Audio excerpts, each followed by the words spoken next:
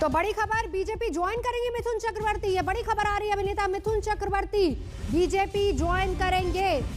कल रात कैलाश विजयवर्गीय ने मिथुन चक्रवर्ती से बात की थी। उन्होंने ट्वीट करके बताया था कि उनकी देशभक्ति के वो कायल हुए हैं।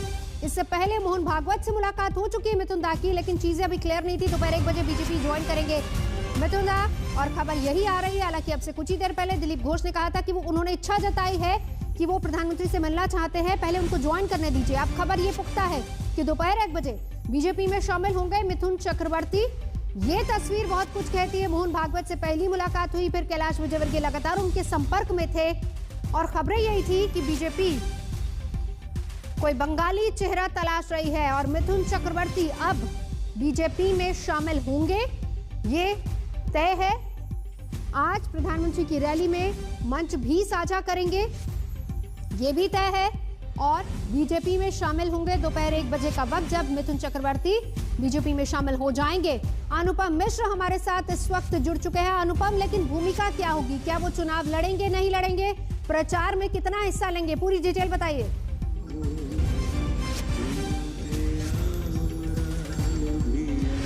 जी नवजोत, जो खबर आ रही है कि मिथुन चक्रवर्ती बीजेपी ज्वाइन करने वाले हैं, दोपहर में यहाँ पर मंच में प्रधानमंत्री जब नरेंद्र मोदी यहाँ पर होंगे तो मिथुन चक्रवर्ती भी यहाँ पर मौजूद होंगे। लेकिन सूत्रों से खबर जो आ रही है कि चुनाव वो शायद न लड़ें, क्योंकि उन्होंने अभी तक चुनाव लड़ने की कोई इच्छा नहीं जताई है। लेकिन इतना तय है कि वो बीजेपी के जितने भी बड़े कार्यक्रम होंगे, बड़ी सभाएं होंगी, बड़ी रैलियां होंगी, वहां पर जाएंगे, बीजेपी के लिए नारा लगाएंगे। तो अब तक इतनी खबर आ रही है। और ये सबसे बड़ी बात है कि मिथुन चक्रवर्ती के नजरिए से हम देखें तो ये एक उलटफेर किस्म का है, क्योंकि वामपंथी विचारधारा वाले मिथुन ने टीएमसी ज्वाइन की, और टीएमसी जब उन्होंने छोड़ा तो उनका अनुभव बिल्कुल सही नहीं रहा।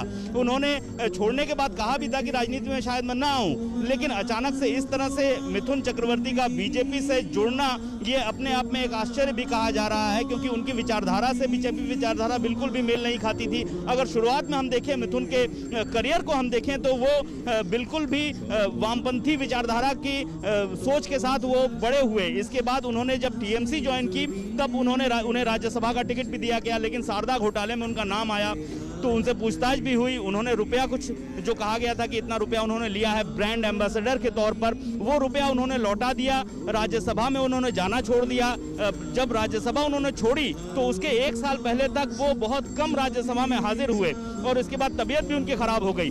और तबीयत खराब होने के बाद 27-28 दिन पहले हमने देखा कि मोहन भागवत ने मिथुन चक्रवर्ती से जाकर मुलाकात की, और तभी से ये कयास लगने शुरू हो गए थे कि मिथुन चक्रवर्ती बीजेपी ज्वाइन कर सकते हैं। और मोहन भागवत की मुलाकात के बाद बीजेपी के नेता लगातार मिथुन चक्रवर्ती के संपर्क में रहे। कैलाश विजयवर्गीय सबसे ज्यादा उनके संपर्क में रहे। कल रात से लगातार कोशिशें बेहद तेज हो गई, और कल जब देर रात मिथुन चक्रवर्ती कोलकाता पहुंचे तो कैलाश विजयवर्गीय ने उनसे मुलाकात की, काफी देर तक उनसे बातचीत की। तो बातचीत के बाद अभी तक यही लग रहा है कि वो बीजेपी में आ रहे हैं, बीजेपी ज्वाइन कर रहे हैं, लेकिन कैंडिडेट के तौर पर वो शायद बीजेपी में शामिल ना हो, वो चुनाव न लड़े।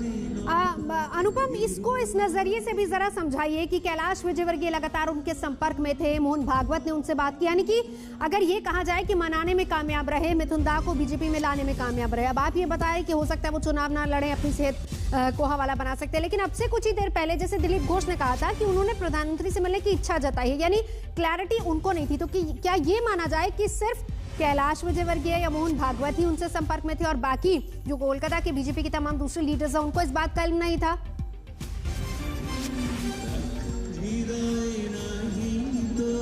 जी नवजोत, बिल्कुल सही।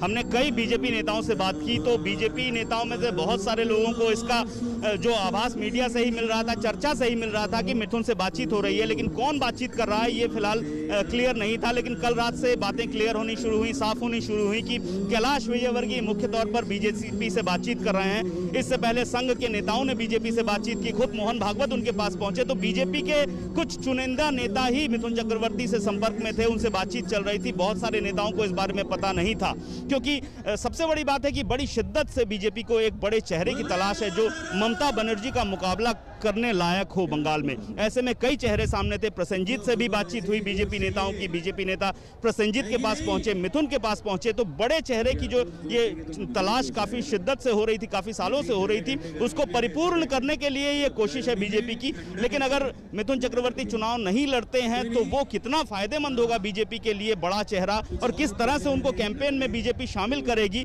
कितना वो शामिल होंगे, क्योंकि उनका स्वास्थ्य भी बहुत अच्छा नहीं रहा है पिछले कई दिनों में अगर हम देखें तो ऐसे में इन सब बातों का भी असर पड़ने वाला है। नवजोत, टीएमसी से कई बड़े नेता, अब खास तौर पर क्योंकि देखिए अनुपम, अगर हम इस जंग को देखें तो ममता वर्सेस मोदी पहली बात, शिवेंदु वर्सेस ममता, ये दो चीजें बहुत अहम हो रही हैं। ऐसे में टीएमसी से बहुत सारे नेता बीजेपी में भी आ गए, बीजेपी के पास अपने भी लीडर्स हैं, तो ऐसे में मिथुन दा को लाना, और वो भी ये जानते हुए कि हो सकता है अपने सेहत का हवाला देकर वो चुनाव ना लड़े, तो ये कितना इंपॉर्टेंट रहेगा बीजेपी के लिए?